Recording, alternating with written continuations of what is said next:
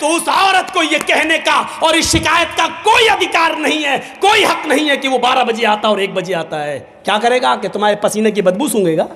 मेरी बहनों, एक नसीहत तुम्हारे लिए भी सुनो।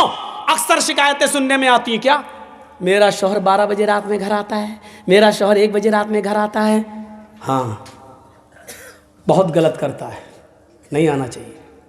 लेकिन एक बात सुन ले, तुम्हारे लिए कह रहा हूं मेरी माँ बहनों, जो औरत अपने घर में अपने शौहर के लिए बन सवर कर नहीं रहती है, मगरिब की अजान के बाद अच्छा कपड़ा नहीं पहनती है, ज़ेबो ज़ीनत अख्तियार नहीं करती है, मेकअप अच्छा नहीं करती है, अपने जिस्म पर खुशबू नहीं लगाती है, अच्छे कपड़े नहीं पहनती है, अपने शौहर के लिए बन सवर कर तैयार नहीं होती है, अगर ऐसा नहीं करती है तो उस औरत को यह कहने का और इस शिकायत का कोई अधिकार नहीं है, कोई हक नहीं है कि वो 12 बजे आता और 1 बजे आता है। क्या करेगा कि तुम्हारे पसीने की बदबू सूंघेगा? क्या करेगा कि वो तुम्हारे लिए? मगरिब के बाद तुम्हारे घर में बैठ के क्या करेगा? तुम्हारी लंतरानी सुनेगा वो? हाँ, तुम्हें शिकायत का पूरा हक है। जब मगरिब के बाद मुंह हाथ धुलकर, मेकअप करके, लिपस्टिक लगा के, क्रीम पाउडर लगा के नहीं, चुपड़ के, अच्छे कपड़े पहनकर तुम रेडी रहो और अपने शौहर को 10 बार फोन करो, कहाँ हो, जल्दी आओ ना, मैं सो जाऊंगी, फिर आओगे। 10 बार फोन करो, बुलाओ, फिर तुम्हें शिकायत का हक है कि मेरा शौहर मेरे पास नहीं आता है। रहोगी घर में भंगन बनकर, फिर वो आएगा रात के, क्या करेगा वो आकर?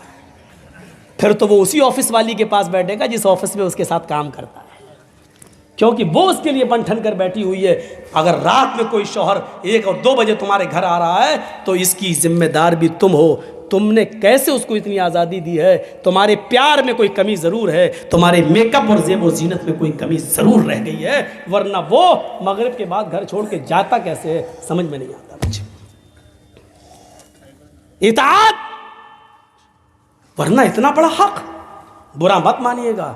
अल्लाह के नबी सल्लल्लाहु अलैहि वसल्लम ने औरत को इतना हुक्म दिया है कि शौहर की इताअत इतना करेगी कि अगर शौहर अपनी बीवी को अपनी किसी ख़ास ज़रूरत के तहत बुला रहा है, दिन भर ऑफिस में काम करके थका हुआ आया है, उसने शादी इसलिए की है ताकि उसको सुकून हासिल हो ले, तस्कुनू इलैहा, तुम्हारी बीवियाँ तुम्हारी सुकून का ज़रिया हैं। जब बीवी से सुकून ही न मिले तो कहाँ जाए वो?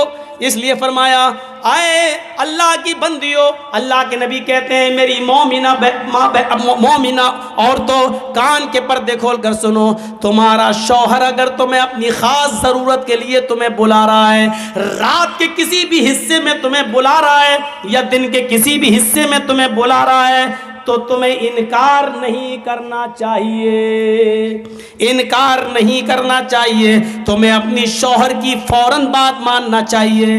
यहाँ तक कि अल्लाह के नबी ने कहा, अला क़तबिन, अगर तुम ऊंट के कजावे पर भी बैठी हो तब भी तुम्हें आना पड़ेगा।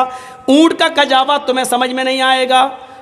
अरब की औरतें जब डिलीवरी का वक्त करीब होता था, उनके बच्चे की पैदाइश का वक्त जब करीब होता था और बच्चा जन्ने का वक्त जब करीब होता था, तो वो दर्द से बचने के लिए ऊंट के कजावे पर बैठ जाती थी। और ऐसा बैठने का मकसद ये था कि बच्चा आसानी के साथ पैदा हो जाए और उनको दर्द ना हो। अल्लाह के नबी ने फरमाया, मेरी माँ बहनों, शौहर का इतना ख्याल रखा अल्लाह के नबी ने, उसको गलत रास्ते पे न जाने दिया जाए, इस पर तुम्हें इतना ख्याल रखना पड़ेगा। फरमाया कि अगर तुम ऊँटनी पर बैठी हो, तुम्हें डिलीवरी का वक्त करीब हो, तुम्हारे बच्चे की पैदाइश का वक्त करीब हो, तुम्हारी डिलीवरी का वक्त करीब क्यों ना हो, अगर ऐसे मौके पर भी वो तुम्हें बुला रहा है तो तुम्हें अपने शौहर के पास उस हाल में भी जाना पड़ेगा। हालांकि ये एक मकसद है बताने का, यानी इतना बड़ा मकाम है, लेकिन इतना बड़ा जालिम कोई शौहर नहीं होगा जो अपनी बीवी को इस हाल में बुलाएगा कि बच्चा पैदा होने वाला और हम इसको इस हाल।